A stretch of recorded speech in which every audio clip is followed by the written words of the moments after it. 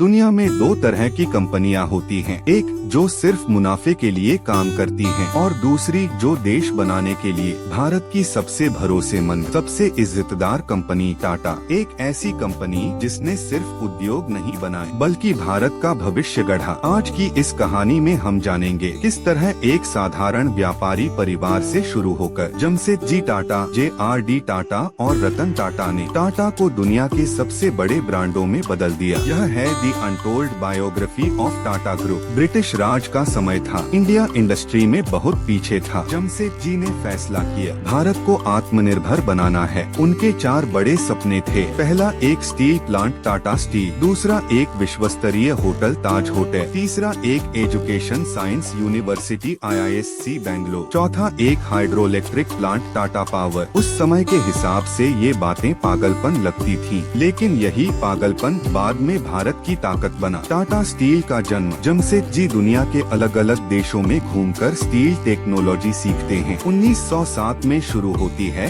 Tata iron and steel company, आज का Tata steel. वहीं दूसरी तरफ ताजमहल पैलेस होटल 1903 में खुलता है, जो आज भी भारत की शान है। जमशेदजी का निधन, लेकिन किस्मत ने मौका नहीं दिया। जमशेदजी अपने सपनों को पूरा होते देखने से पहले ही 1904 में दुनिया छोड़ देते हैं, लेकिन उनके सपने उनके बाद भी जिंदा रहे। जमशेदजी के बाद कंपनी संभालते हैं जहांगीर रतनजी दादाभाई टाटा यानी JRD Tata, India first licensed pilot. JRD सिर्फ एक उद्योगपति नहीं थे, वे भारत के पहले लाइसेंस्ड पायलट थे। उन्होंने बनाया टाटा एयरलाइंस, जो आगे चलकर बनी एयर इंडिया। टाटा ग्रुप का विस्तार। उनके 52 साल के नेतृत्व में टाटा ग्रुप 14 कंपनियों से बढ़कर 100 प्लस कंपनियां बन गयी। Tata Motors, Tata chemicals, Tata salt, Tata consultancy services TCS, Tata T और भी कई। JRD पूरी दुनिया में एम्प्लॉय राइट्स के सबसे बड़े समर्थक थे। भारत में पहली बार 8 घंटे की duty, paid leave, gratuity, free medical सबसे पहले टाटा ने शुरू किया, वो भी 1912 से, जबकि सरकार ने इसे 30-40 साल बाद लागू किया। JRD टाटा का awards, Bharat Ratna, Padma Vibhushan, Edward medal of honour. JRD कहते थे, I do not want India to B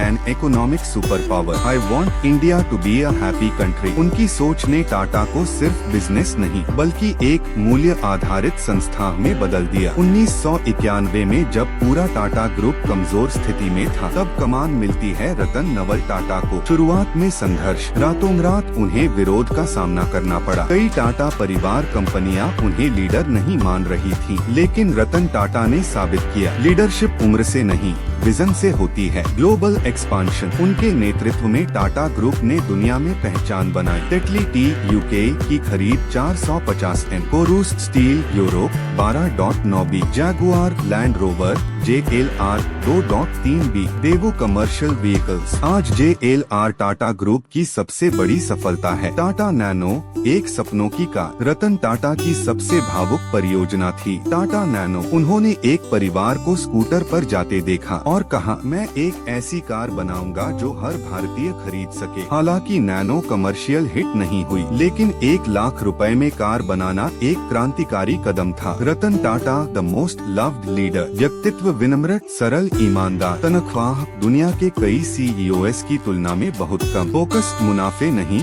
इंसानियत। उनके नेतृत्व में टाटा ग्रुप की 66% कमाई सीधे इंडिया के वेलफेयर और चैरिटी में जाती है। टाटा इन्वेस्टर रतन टाटा, सेवानिवृत्ति के बाद भी उन्होंने जीरो से शुरू होने वाले स्टार्टअप्स को सपोर्ट किया। Ola, Paytm, Urban Company, Lenskart, FirstCry, Zivame आज भी युवाओं के लिए प्रेरणा बने हुए हैं। आज टाटा ग्रुप 100 प्लस देशों में 100 से ज्यादा कंपनियों के साथ एक ग्लोबल फोर्स है। टाटा की ताकत सिर्फ बिजनेस में नहीं बल्कि उसके मूल्यों में है, ईमानदारी, समाज सेवा, राष्ट्र निर्माण, विश्वास। टाटा भारत की वो कंपनी है जो सीमा पर सैनिकों की मदद करती है, आपदा में सबसे पहले पहुंचती है और मुनाफे से ज्यादा देश को प्राथमिकता देती है। जमशेदजी का सपना, JRD का अनुशासन और रतन टाटा की विनम्रता, इन्हीं तीनों ने मिलकर टाटा को ये मुकाम दिया है। कंपनियां बनती और टूटती रहती हैं, पर कुछ नाम लेजेंड बन जाते हैं। आप देख रहे हैं कामयाबी डायरी और यह थी टाटा की प्रेरणादायक कहानी। अगर आपको यह कहानी पसंद आई